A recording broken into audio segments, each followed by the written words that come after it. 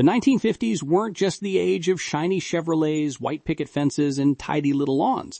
They were the decade when America quietly began pruning its own roots. Literally, almost overnight, 20 beloved fruits disappeared from home gardens. Elderberries, gooseberries, mulberries, the kind your grandparents picked barefoot in summer, staining their hands and laughing as they filled tin pails. But something changed. Laws, fears, new ideas about what a modern home should look like, all of it pushed those flavors out of reach. Why would a nation that once celebrated abundance suddenly decide some fruits no longer belonged in its gardens? That's the mystery we're digging into today. One berry, one law, one lost flavor at a time. Welcome to SereneGreen Gardens. I'm about to show you the fruits that were erased from American gardens and why someone wanted them gone. If you're new here, hit subscribe because this story changes everything. After World War II, America was rebuilding, not just its cities, but its idea of perfection. Everything had to look new, controlled, predictable. Rows of nearly identical houses sprang up across the country, each with a spotless lawn, a white fence, and maybe a rosebush or two. The old backyard gardens, the ones filled with cricket apple trees, wild berries, and tangled vines, didn't fit the new dream. They were considered messy, old-fashioned, uncivilized even. Agricultural extension offices began issuing new advice. Plant ornamental shrubs, not fruit trees. Stick to clean lawns, not compost heaps. Certain fruits, those that stained sidewalks or attracted birds, were labeled problem plants. Others were called dangerous because they carried disease or were too hard to regulate. By the mid-1950s, the American garden had transformed. It wasn't a source of food anymore. It was a symbol of order, of conformity. And in that quiet shift, from edible to ornamental, entire generations of fruit slipped away, one species at a time. The irony? We traded flavor and self-sufficiency for neatness and control, and most people didn't even realize what they'd lost. Elderberries, number 20 on our list, were once a familiar sight behind every farmhouse and along country roads. Grandmothers turned them into syrup for coughs, sweet wine for winter nights, and deep purple jam that stained everything it touched. But by the 1950s, this humble fruit had fallen under suspicion. Scientists warned that eating them raw could cause nausea because of tiny amounts of natural cyanogenic compounds in the seeds and leaves. Panic spread faster than understanding, and soon agricultural offices began advising families to cut them down. The irony? The danger disappears with a little cooking. Properly prepared elderberries are not only safe, they're one of the richest natural sources of antioxidants and immune-boosting nutrients. Today, gardeners are rediscovering them, planting those same clusters of midnight purple berries their grandparents once picked, and bringing back a fruit that never truly deserved to vanish. Number 19. Gooseberries. Small, tart, and full of life. For generations, they were the pride of backyard gardeners, tucked between currant bushes and kitchen herbs. But by the 1950s, the U.S. government declared them a threat. These little fruits were accused of harboring a fungus called white pine blister rust, a disease that could devastate the America's timber industry. So, the order went out, destroy them. Federal agents and farmers alike pulled up bushes that had fed families for generations. By the 1950s, the fruit was nearly erased from the American landscape and from American memory. Meanwhile, Europe kept them close. Currant cordials, jams, and candies thrived overseas, while here, an entire flavor vanished. Decades later, science brought redemption. Rust-resistant varieties were developed, and the ban quietly lifted in many states. Today, the blackcurrant is back, rich, resilient, and ready for rediscovery in backyard gardens once again. Number 17, mulberries. To children, they were the sweetest part of summer. To homeowners in the 1950s, they were a nightmare. Their soft, dark berries fell freely, splattering sidewalks, driveways, and freshly waxed cars with purple stains that just wouldn't wash off. City planners, obsessed with the new suburban ideal of spotless lawns and perfect order, declared war on them. Ordinances were passed. Entire neighborhoods banned fruiting mulberry trees. Landscapers replaced them with neat, sterile ornamentals that looked nice but fed no one. And just like that, one of America's most generous trees became a nuisance to be removed instead of a friend to be climbed. But the mulberry never really gave up. Today, it's quietly returning, tucked in backyard corners, along fences, feeding birds and children again. Modern sterile varieties exist, but honestly, the best ones still drop their berries, just as nature intended. Number 16. The American persimmon. A fruit both loved and misunderstood. Generations ago, it hung like small golden lanterns in the fall, glowing against bare branches after the leaves had dropped. But by the 1950s, most people had forgotten the secret of patience. They bit into the fruit too soon, when it was firm and bright, and found it unbearably astringent. The taste was so puckering, so shocking, that many swore never to try it again. Word spread. Persimmons were bad fruit. And just like that, they vanished from gardens and dinner tables alike. Yet those who waited, those who knew, understood the truth. When the frost finally softened the fruit, it turned sweet, honey-like, with notes of caramel and spice. Today, gardeners are rediscovering that magic, the lesson that some of nature's best rewards come only when you wait for the right season. Number 15. Serviceberries, sometimes called June berries. Once they were a quiet treasure in the American landscape. Their small, bluish berries ripened just as spring gave way to summer, feeding families, birds, and everything in between. But sometime in the mid-century, a shift happened.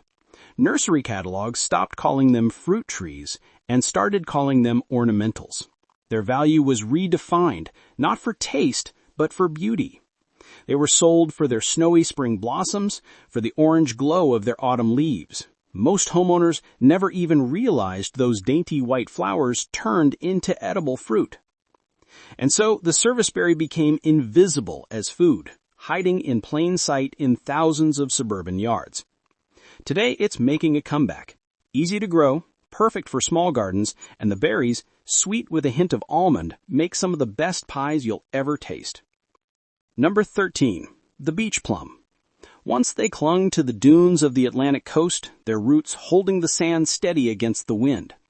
Families would gather the small, tart fruits for jams and jellies, their hands sticky and sun-warmed by the ocean breeze. But by the 1950s, the shorelines that nurtured them were changing. Bulldozers replaced berry pickers. Beach houses, roads, and resorts took the place of wild thickets. The beach plum wasn't banned by law, it was erased by neglect, buried beneath asphalt and concrete. Its disappearance said something deeper about the times. Progress meant tidiness, and wildness had no place in paradise. Yet nature remembers. The beach plum survives in hidden pockets, waiting to be replanted. Hardy, salt-tolerant, and beautiful, it's perfect for coastal gardens, and for anyone who wants to bring a little bit of the old seashore back to life. Number 12. Wild grapes. For centuries, these tangled vines climbed over fences and trellises, gifting families with clusters of deep purple fruit. Their scent in late summer was unmistakable, sweet, earthy, and alive. But in the 1950s, the new suburban world had no patience for vines that grew where they pleased. Neighbors called them messy. City codes labeled them weeds. And before long, towns began banning them from fence lines and woodland edges, cutting down what generations once foraged. It wasn't the fruit's fault. The grapes were generous, feeding birds, wildlife, and anyone willing to pick them. But America's new dream preferred tidy lawns over abundance. Still, wild grapes endure. They return in forgotten corners, climbing old trees and abandoned sheds. Today, gardeners are letting them back in, training them on arbors for shade, fresh juice, and the kind of beauty that only grows freely. Number 11. Crab apples. For centuries, these little trees stood proudly in home orchards, offering clouds of pink blossoms in spring and baskets of tart fruit by fall. Their small apples made jellies so fragrant, so vivid, they'd light up any pantry shelf. But by the 1950s, the world of gardening was changing. Breeders began selecting crab apples not for taste, but for appearance. They were reshaped into decorative trees, sterile and fruitless, praised for their blossoms, yet stripped of their purpose. It was a subtle erasure, beauty over bounty, form over flavor. The true crabapple never needed perfection. Its fruit was sharp and honest, the kind that wakes the tongue and sweetens in the pot. Today, gardeners are bringing them back, planting heritage varieties that fill small spaces with color, fragrance, and the quiet joy of making something real from what others forgot. Number 10. Chokecherries. Their name alone doomed them before most people ever tasted one. Choke sounded dangerous, unfriendly, something to avoid. And when scientists discovered trace compounds in the pits that could be harmful if eaten in large amounts, that sealed their fate. By the 1950s, chokecherries were labeled a danger to households, and agricultural offices urged families to remove them. But the truth, as always, was more nuanced. The fruit itself was never the enemy, just misunderstood. When cooked, chokecherries transform from bitter and astringent to beautifully complex, making rich syrups, deep red jellies, and wines that carried the flavor of wild country summers. For native peoples and early settlers, these berries were medicine and nourishment. Today, modern gardeners are rediscovering their worth, turning what was once forbidden fruit back into the backyard treasure it's always been, one jar of ruby syrup at a time. Number 9. Huckleberries. Small, dark, and wild at heart, for generations they grew freely across the mountain slopes of the American West and the shaded woods of New England. Families once hiked miles with tin pails just to gather them, returning with purple-stained fingers and sweet rewards. But by the 1950s, the rise of commercial agriculture changed everything. Blueberries, larger, uniform, easy to package, fit neatly into the new supermarket shelves. Huckleberries didn't. They were too unpredictable, too wild to standardize. One by one, farms stopped cultivating them, and the wild patches were left to the forest and the birds. Yet the huckleberry never lost its spirit. It remains one of the most flavorful berries nature ever made. Tart, wine-like, resilient. If you can find native stock or wild stands, grow them. They'll remind you what fruit used to taste like before perfection got in the way. Number 8. Mayhaws.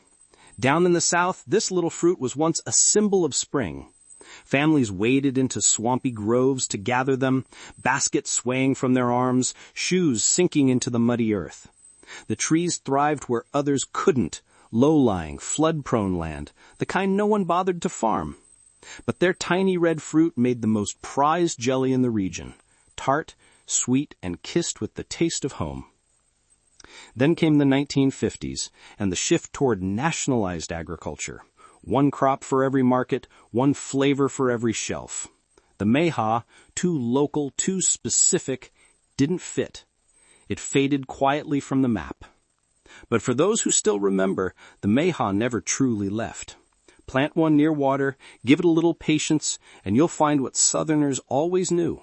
Some of the best things grow where no one else dares to plant. Number 7. Sand cherries.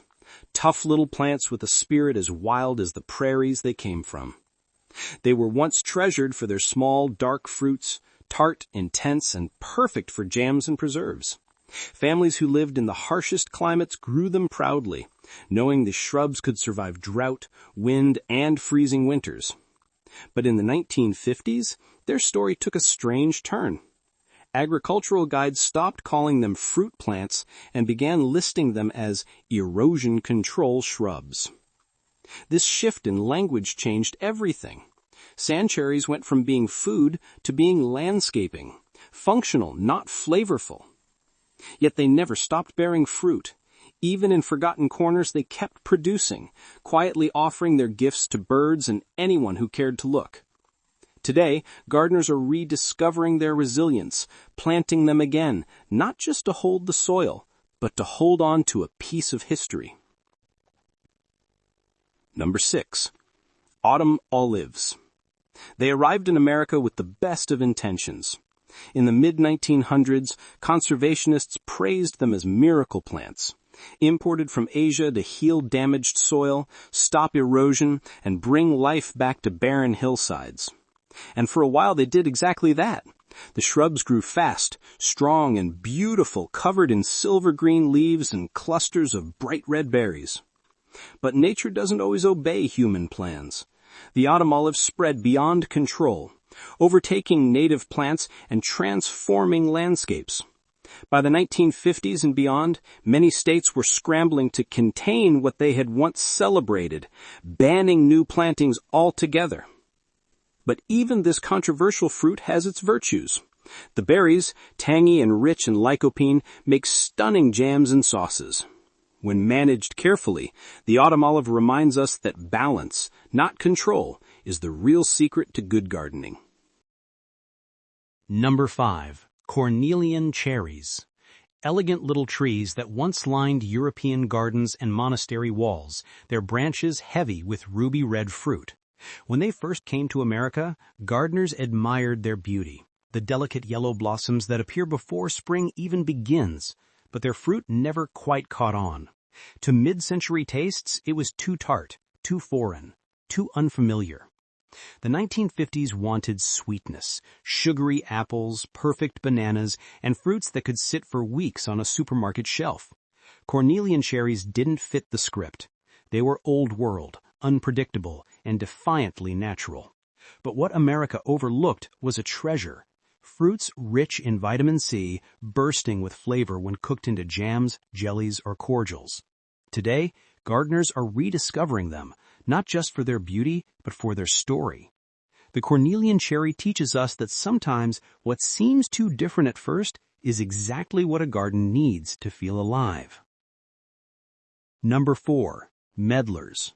Perhaps the strangest fruit ever to grace a garden. At first glance, they looked ruined, brown, soft, and wrinkled, like something left too long on the branch. But that was exactly when they were perfect. Medlars need time to blight, a gentle decay that transforms their tough flesh into a sweet, spiced puree that tastes like baked apples and cinnamon. In the 1950s, that process seemed far too odd for a modern world obsessed with convenience. Shoppers wanted flawless fruit, not one that had to soften and darken before eating. So the medlar vanished, dismissed as spoiled, strange, and impractical. Yet those who've tasted a true ripe medlar know better. It's a reminder that not all beauty is immediate, and not all sweetness comes easy. Some fruits, like old stories, just need a little time to ripen in peace. Number 3. Quinces. A fruit that asks for patience and rewards it beautifully. Once no farmhouse kitchen was complete without a few ripening on the windowsill, their golden skins filling the air with a perfume like roses and honey. But quinces were never meant to be eaten raw. Hard, tart, and unyielding, they needed slow heat and a careful hand. When simmered with sugar, though, they transformed, turning blush pink, releasing a fragrance that filled entire homes. By the 1950s, that kind of slow cooking had fallen out of favor. The age of convenience had no time for a fruit that required tending. And so the quinces disappeared from grocery lists and gardens alike. Yet those who've rediscovered them today fall in love all over again. A simmering pot of quince jelly isn't just dessert. It's a small act of remembering how sweetness once took time. Number 2. The American chestnut. Once it ruled the eastern forests like a king. Towering trees stretching 100 feet high, their canopies heavy with sweet shining nuts every autumn. They fed families, livestock, and wildlife alike. For centuries, they were the backbone of rural life. Firewood, food, furniture, hope. But in the early 1900s, an invisible enemy arrived. Chestnut blight, a fungus that crept through bark and branch until whole mountains of trees stood lifeless. By the 1950s, the American chestnut was all but gone. Not banned by law, but erased by nature's own devastation. The loss reshaped entire ecosystems and erased a symbol of self-sufficiency from American soil. Yet even now, there's renewal stirring underground. Scientists and gardeners are bringing them back through hybrids, young saplings carrying the strength of the past, ready to reclaim the forests they once called home. Number 1. Barberries. Once prized for their jewel-red berries and sharp, tangy flavor, they were a staple in gardens and kitchen pantries alike. But in the early 20th century, barberries were declared a threat to America's food supply. They served as an alternate host for wheat stem rust, a devastating fungus that could wipe out entire grain harvests. To protect the nation's breadbasket, the government ordered them destroyed. Farmers were told to dig up every bush, burn every root. By the 1950s, barberries had vanished from fields and fence lines, their name nearly forgotten. It was a sacrifice made in the name of survival, one fruit erased to save another crop. But time brings balance. Resistant varieties now exist, and in some states, gardeners are replanting barberries once more. Bright bursts of red returning to the hedgerows, a symbol of resilience and renewal. We didn't just lose fruit, we lost flavors that carried stories and plants that carried independence. Each banned fruit marked the fading of self-sufficiency, a shift from gardens that fed families to lawns that fed nothing. But here's the good news. These fruits are returning, slowly, quietly, through gardeners like you. Every time someone plants a currant bush, a gooseberry shrub, or a serviceberry tree, a little piece of history comes back to life.